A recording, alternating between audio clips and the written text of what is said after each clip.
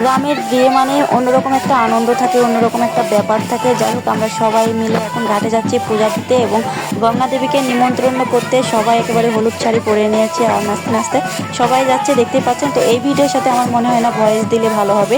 এখানে যেহেতু নাচ আর আনন্দের অনুভূতি আছে, এগুলোই আমার মনে হয় দিলে ভালো হবে। অরিজিনাল যে ভয়েস বা সাউন্ড আছে ওগুলোতে।